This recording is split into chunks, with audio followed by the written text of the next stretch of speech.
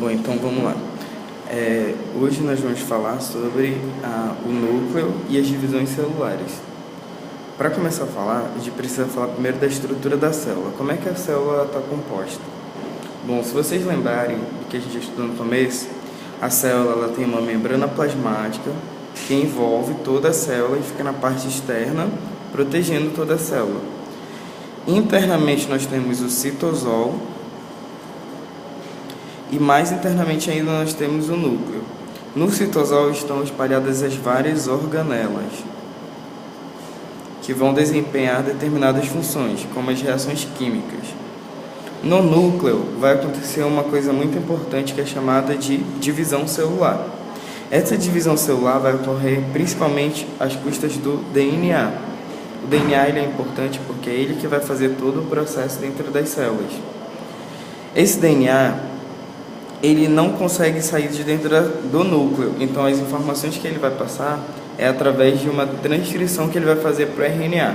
A gente vai ver daqui a pouquinho. Dentro desse núcleo, nós temos o nucleoplasma, que é como se fosse o citoplasma dentro do núcleo. O núcleo das células eucarióticas é envolto pela carioteca, que é uma membrana nuclear. Então, carioteca, mesma coisa que membrana do núcleo, membrana nuclear, tá bom? Essa membrana nuclear, ela tem vários poros, ou piles, que são chamados esses poros ao redor da carioteca. A carioteca, ela pode ter o DNA de duas formas, ou descondensado ou condensado. Quando está descondensado, a gente chama de cromatina. Quando está condensado, a gente chama de cromossomos, que são aqueles que vão participar efetivamente da divisão celular. O nucleolo é uma região do núcleo que ela é um pouco mais escura e onde se formam principalmente os ribossomos.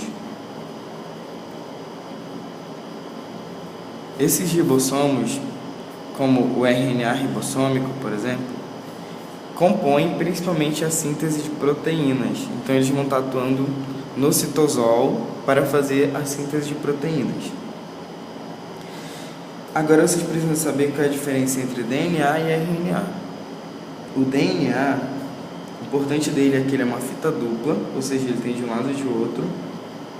E o RNA ele é uma fita simples, ele é só uma fita desse jeitinho aqui. O DNA ele tem as seguintes bases nitrogenadas: adenina e timina, citosina e guanina.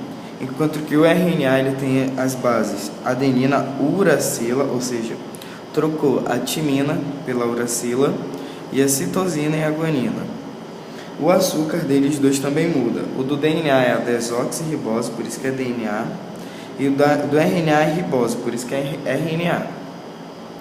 Então, essas características deles distinguem como que eles vão estar atuando dentro das nossas células, porque a estrutura deles vai ser diferente.